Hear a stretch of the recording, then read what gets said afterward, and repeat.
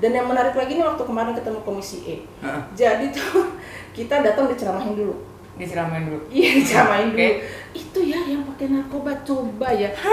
Serius. Jadi kita boro-boro gue ngomongin jarum suntik itu mesti nggak bisa terus. Ini jadi catatan menarik nih. Pemerintah bukannya tidak membantu ya, tapi kurang. Iya, kurang. Dalam hal ini kurang ya. Ini bukan hoax, tapi fakta. Ya.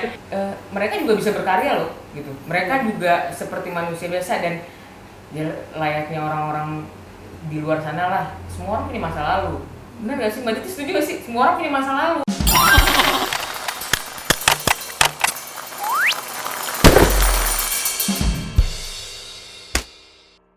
Halo Sobat Karisma. Hai. Halo. Ketemu lagi di Terka. Nah kali ini kita akan tetap ngobrol santai, informatif dan edukatif. Tentunya hanya di Terka, Teras Karisma. Nah kali ini narasumbernya pokoknya oke banget deh. Ciela. Lupa ya sih gue. Emang siapa? Emang siapa? Ya nama lengkapnya Mbak Siti Hadianti. Ya. Bener ya? Biasa dipanggil Titi. Mbak Titi. Yes. Nah, Mbak Titi ini siapa sih? Lu tahu aja sih? Nggak tahu. Udah kenalan mah. Oke. Selamat sore menjelang malam kali ya Mbak Titi. Oke, malam. malam, Mbak. Mbak Titi sebelumnya makasih nih udah mau ikutan kita di Terka jadi narasumber. Nah, jadi Teras Karisma ini obrolannya santai, informatif, tapi ada edukatifnya juga yang kita kasih ke teman-teman di luar sana. Nah, boleh diceritain nggak sih atau kenalan dulu deh Mbak Siti Hadianti atau Mbak Titi ini siapa sih gitu? Oke. Makasih buat Gina yang udah ngajakin aku untuk ada di sini dan makasih juga buat Karisma. Jadi saya itu tergabung di forum karena forum itu adalah forum lembaga-lembaga yang bergerak di bidang HIV/AIDS. Kita sama-sama bikin forum untuk sama-sama punya tujuan menanggulangi HIV/AIDS. Nah, kebetulan saya ini di forum saat ini sebagai presidium forum. Presiden. Bukan presiden, Oh, presiden enggak, tinggi beda. banget ya. Kalau istilahnya kalau di kesannya sih ya gini. Jadi kalau kayak di negara tuh kayak kita DPR-nya gitu. Kemudian ada ketuanya, presidennya yang Ade Hermawan atau yang suka dipanggil gitu. Jadi kita melakukan fungsi-fungsi presidium itu kayak apa sih, pengawasan terhadap kerja-kerja di teman-teman pengurus kayak gitu.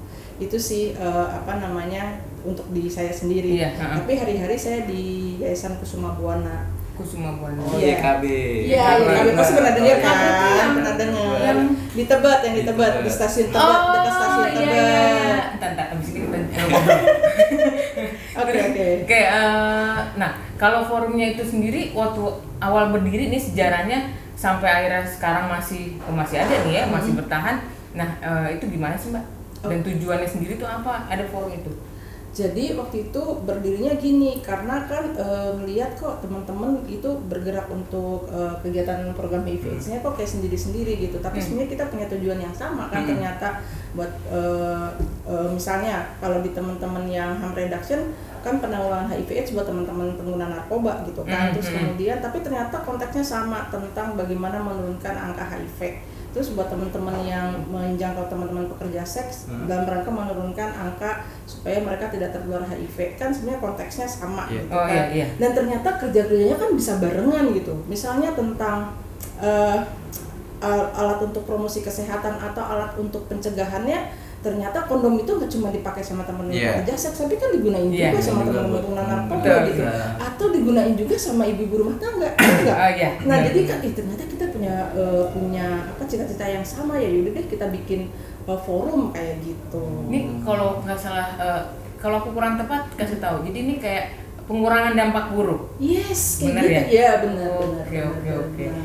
Berarti berarti program-program dari forum itu kegiatannya apa aja tuh, Mbak? Nah, makanya kerja-kerja kita bukan langsung penjangkauan tapi lebih kerja-kerja advokasi kayak gitu. Misalnya ada peraturan kok nggak mendukung kegiatan kita ya untuk pengurangan dampak buruk gitu kan. Nah, berarti kita mengadvokasi atau mempengaruhi kebijakan-kebijakan yang ada, misalnya sama dinas kesehatan atau misalnya kita minta dukungan juga sama dinas sosial. Kerja-kerja kita kayak gitu sih, atau kita duduk bareng ternyata kita sebagai lembaga nih punya kebutuhan untuk peningkatan kapasitas gitu kan. Ya udah deh kita duduk bareng apa nih misalnya tentang bagaimana menulis proposal atau bagaimana bisa mendorong atau mempengaruhi kebijakan lokal supaya kegiatannya bisa didukung. Nah, jadi peningkatan kapasitas lembaga. Jadi kerja-kerja kita tuh lebih banyaknya kayak begitu sih. Berarti gue jadi penasaran nih kan, emang sifat saya kepo, terus penasaran beda-beda tipis. Itu cocok banget ya. Sampai asal jangan gosip yang enggak dong. Ini bukan hoax, fakta. Bener enggak? Iya dong. Nah, itu kan dari kegiatan itu biasanya kan namanya kita melakukan sesuatu gitu ya. Ada enggak sih pas di lapangannya itu tantangan yang Mbak rasain sampai saat ini nih yang paling menantang atau yang paling tidak terlalu mudah lah untuk dihadapi gitu?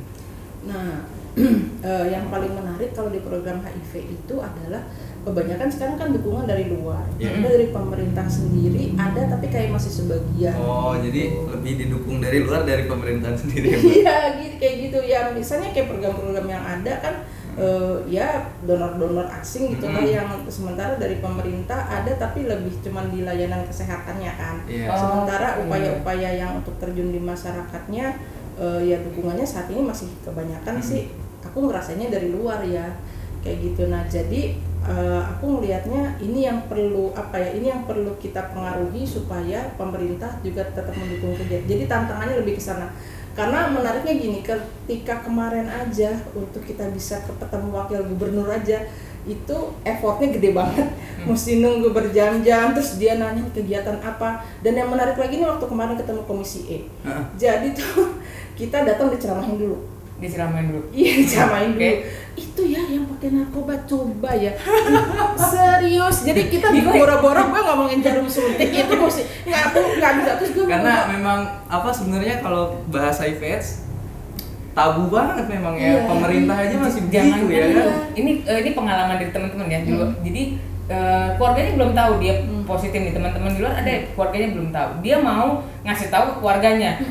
Cuman pertama dia ngasih tahu tentang HIV-nya gitu kan. Iya, kalau HIV gimana ya? Tahu-tahu dari belakang bapaknya ngomong gini, tuh kalau udah HIV mau ngapain lagi tuh?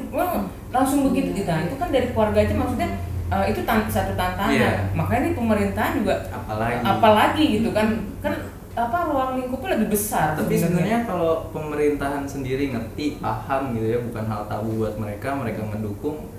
Bisa ada campaign atau apa gitu kan di TV atau di mana, mungkin keluarga-keluarga yang kayak gitu bisa lebih paham kan. Iya, makanya jadi dan bisa jadi menurut aku pencegahannya bisa lebih luas. Orang-orang tahu bagaimana mencegah untuk tidak menggunakan narkoba. Yang kedua, kalau ternyata punya anak yang menggunakan narkoba, bagaimana harus minta pertolongan dan bantuan. Edukasi, ya. Jadi nggak dikip sendiri. Ya gue kayak keluar pintu terus yang ya gue mesti bilang siapa ya, kayaknya gue mundur lagi. Padahal sebenarnya di luar sana banyak banget bantuannya gitu. Cuman jadi dia nahan diri aja, sayang banget. Karena mungkin takut dengan kalau kita ngebahas waktu itu kita udah pernah ngebahas juga soal stigma. Jadi dari stigmanya itu gitu ya. Jadi ada rasa kurang percaya diri gitu. Nah, tapi ini jadi catatan menarik nih. Pemerintah bukannya tidak membantu ya, tapi kurang. Iya, kurang. Dalam hal ini kurang ya. Ini bukan hoax, tapi fakta. Ya. Jadi kurang. Jadi itu harus digarisbawahi ya.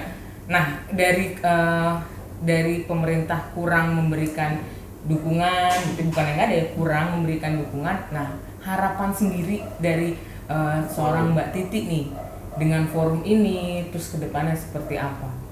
Nah, jadi kemarin itu pembelajarannya ketika ketemu sama Komisi E adalah kita diterima aja, menurut aku udah bagus banget. Kemudian yang kedua, mereka sebenarnya jadi buka mata. Sebenarnya ternyata ada teman-teman yang emang peduli dan punya kegiatan-kegiatan yang sebenarnya mendukung pemerintah untuk melakukan penanggulangan.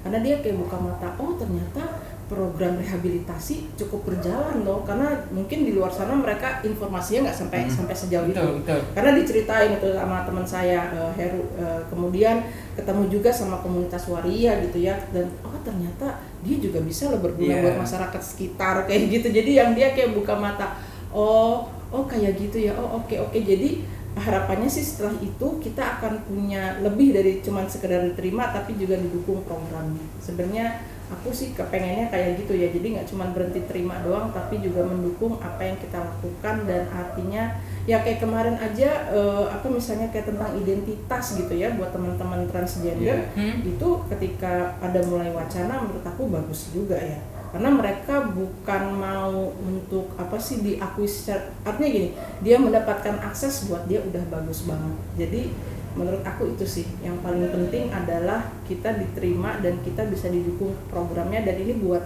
dia juga kok, bukan buat saya, tapi buat semuanya. Kalau aku sih kayaknya lebih ke sana ya. Tapi ini gue jadi penasaran sama Kan ikutin gue sih, penasaran kan kepo.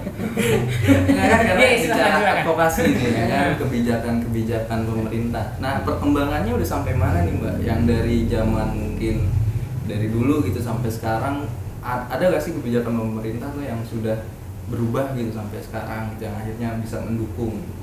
Nah sebenarnya sih kebijakannya untuk pastinya ini perlu dikaji lebih lanjut ya, tapi paling tidak sebenarnya dengan adanya penerimaan di layanan ya, walaupun kalau sekarang masih jadi naik turun ya, misalnya kayak akses kondom banyak di layanan, kemudian atau jarum suntik banyak di layanan kayak gitu ya, itu udah mulai masuk di layanan kesehatan. Nah cuman memang keberadaannya itu mestinya kita terus awasi, karena bisa jadi sekarang jumlahnya menurun. Kan kita terus-terusan kasih tahu mereka. Nah ini yang menurut aku kebijakannya udah mulai ada. Kemudian yang kedua sebenarnya adalah memang sih tentang stigma, itu yang menurut aku PR juga tuh. Tentang kebijakan bagaimana menerima program ini di masyarakatnya. Kalau di layanan kesehatannya menurut aku udah oke. Kalau ngomongin Jakarta ya, semua layanan udah akses buka, lo mau kemana aja, dibanding di daerah. Kalau Jakarta udah lebih baik layanan. Ya menurut aku layanan ya dengan begini udah better dibanding di daerah, karena keluar keluar Jakarta sedikit tuh kayaknya udah mulai kayak susahnya kok lebih baik kalau gue dengar cerita dari teman-teman gue ya. Tapi udah cukup baik, tapi memang stigma di masyarakatnya yang menurut gue enabling environment-nya nih yang perlu, menurut gue lebih kebijakannya perlu kita lihat lagi, perlu kita maksudnya kita dorong lagi nih. Karena itu kita ngomongin yang alat suntik steril, kondom gitu ya. Mungkin untuk beberapa keluarga yang tahu itu anaknya akses itu ya kan, akhirnya jadinya pemikirannya negatif gitu. Karena padahal kan tujuannya untuk mencegah penularan HIV dan penyakit penyerta lainnya gitu kan, mengurangi dampak buruk tadi. Nah sebenarnya kalau ngomongin HIV ini pengennya panjang banget gitu ya. Cuman gini, aku narik garisnya gini. Sebenarnya HIV itu kan seorang kalau sekarang bilang ODIV ya? ODIV ya, benar ya. Orang dengan HIV itu bukannya akhirnya harus di stigma atau jadi sampah atau apapun bahasa kayak gitu kan. Mereka juga bisa berkarya loh gitu. Mereka juga seperti manusia biasa, dan ya layaknya orang-orang di luar sana lah. Semua orang punya masa lalu. Benar gak sih? Mbak Titi setuju gak sih? Semua orang punya masa lalu. Dan justru itu jadi sekarang memang berangkatnya dari ketika ODIV yang berkarya. Benar. Jadi berangkatnya bukan tentang lo mantan pengguna narkoba atau lo mantan pekerja seks, tapi berangkat dari ODIV, kemudian dia berdaya dan dia menunjukkan sesuatu. Menurut aku sekarang udah mulai kelihatan tuh. Di Jakarta udah bisa mulai unjuk gigi gitu ya. Gue udah sekian tahun, kemudian gue jadi ODIV dan gue berkarya, dan gue ya kayak gitu. Banyak kan kisah-kisah, ya benar, kisah-kisah inspiratif tuh yang perlu diambil terus, perlu diangkat. Iya. Masih ada teman-teman soalnya yang ODIV nih kayaknya masih agak malu, padahal dia bisa berkarya gitu. Nah itu. Dan ya ampun, itu jadi motivasi sebenarnya buat mereka. Gitu. Dan nggak semua di luar sana yang bukan ODIV pun akhirnya bisa oke gitu. Masalah ya udahlah gitu. Iya. Berarti setuju sih gitu. Iya. Jadi karena jadi termotivasi juga untuk mengangkat hal-hal seperti ini. gitu Mbak Titi. Karena memang kalau di Jakarta bagusnya adalah akses informasi itu banyak banget. Jadi orang bisa ngambil dari mana-mana, tinggal bagaimana filternya kan sebenarnya kayak gitu. Jadi tinggal bagaimana kita juga ya misalnya kayak saluran kayak gini adalah salah satu cara orang buat kasih tahu, oh iya ternyata nggak apa-apa ya, oh Mbak Titi tahu aja. Itu maksudnya gitu. Ngomong-ngomong udah berapa lama kita ya? Oke. Jadi kayak gitu sih menurut aku itu yang bagus banget, dan itu juga kesempatannya harus kita ambil sebaik-baiknya ya, supaya orang makin di sana makin banyak yang lihat tentang ini dan makin banyak punya perubahan juga di luar sana. Menurut aku sih kayak gitu. Ya mudah-mudahan harapan kedepannya seperti Mbak Titi tadi bilang itu terrealisasi dan jadi kenyataan lah gitu. Dan pemerintah bukan ngambil kurang, ya kurang. Pemahamannya aja kurang. Makanya jadi emang harus pakai narkoba itu. Oh masih banget. Jadi seru loh. Jadi kemarin tuh seru banget. Kayaknya kalau di puskesmas kita kayak jarang banget dengerin gitu. Tapi pas kemarin di ruang itu dengan segede itu langsung, hah, oh masih begini ya. Kayak beberapa tahun yang lalu gitu gue langsung ya. Oh, oke. Tapi ada peningkatan lah ya, pasti ada peningkatan. Ya. Oke. Jadi tadi tiap divisi ini ya Mbak ya, pengetahuannya beda-beda gitu ya. Layanan, terus komisi E tadi. Iya, jadi emang beda-beda. Jadi mungkin kalau di layanan kesehatan karena langsung didukung sama program kan, langsung disupport sama program, ya mau nggak mau dia akan terupgrade gitu kan, kayak dapat pelatihan khusus tentang stigma diskriminasi, dapat pelatihan program HIV, terus setiap dokter yang baru dia benar-benar dikasih program, mau nggak mau kan dia terupdate terus. Tapi mungkin kalau di komisi kan dia hanya baca laporan-laporan ya, bisa jadi itu jadi sesuatu yang dia cuma baca laporan, bisa dia cuma dibaca doang, habis itu udah selesai. Gitu kan dia baca terus dia nggak ngerti tapi dia nggak nanya. Iya, terus kan kadang-kadang tuh dari kacamatanya dia doang kan, nggak dikonfirmasi. Karena dia merasa karena lebih apa gitu ya kali. Iya, terus nanya malu masuk kok nggak gini padahal dia kalau nilainya nggak sesuai sama gue ya udah gue skip dia aja, udah selesai, gue akan jalanin aman nilai gue ya, selesai kan kalau udah kayak gitu. Nah kan begitu ya, dari kitanya perlu yang terus-terusan. Misalnya gede banget kayaknya. Iya lah, mesti besar itu. Menurut lu gimana Jis? Apanya? Tadi kita mau nanggep. Lah, dia ketawa. Enggak, gua udah gini ya, maksud gua tadi tuh yang pemerintahnya pemerintahnya kurang peduli, lebih peduli donor luar. Itu namanya komisi, tapi ya knowledge-nya kurang gitu buat hal-hal kayak gini. Padahal itu kerjaannya dia, maksudnya kan ini job desk lu kenapa nggak update sendiri aja? Ibaratnya kalau anak sekolah, nih lo PR lo kerjain kan gitu kan? Nah padahal itu kan di negaranya dia gitu kan. Jadi harusnya lu digaji buat ngurusin itu. Kenapa akhirnya donor luar yang masuk, harusnya kan lo lebih paham dong gitu.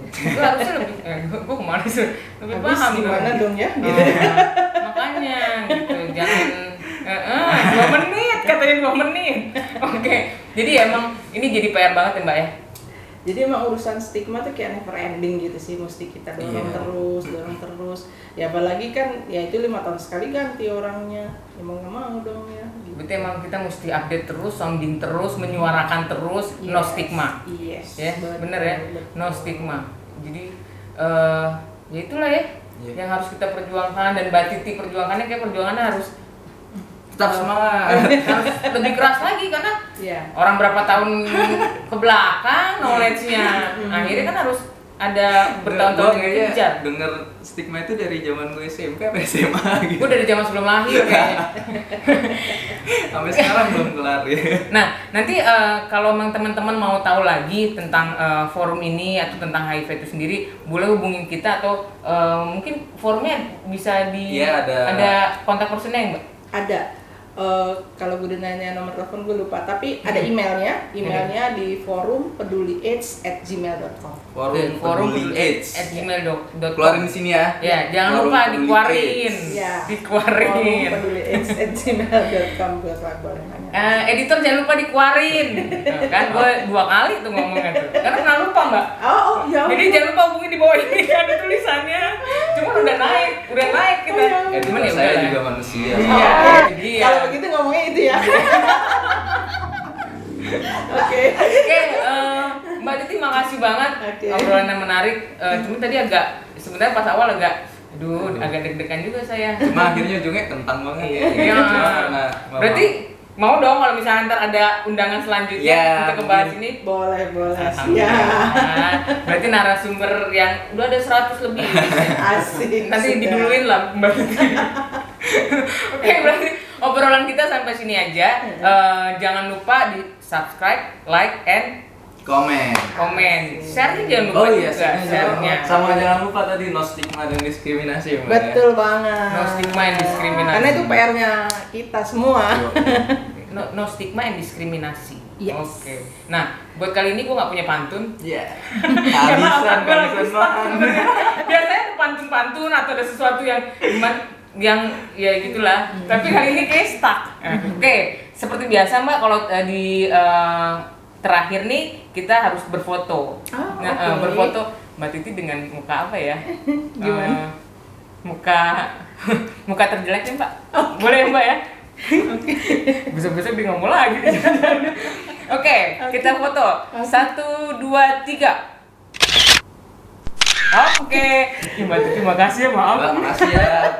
Itu sebenarnya foto itu dikerjain doang. Enggak, emang bener kok. Aku selalu minta narasumber aku kalau misalkan di akhir tuh minta foto dengan pose terjelek kah atau posenya pose kaget kah gitu, Mbak. Jangan lupa tadi tonton. Oke, sampai ketemu lagi. Bye bye.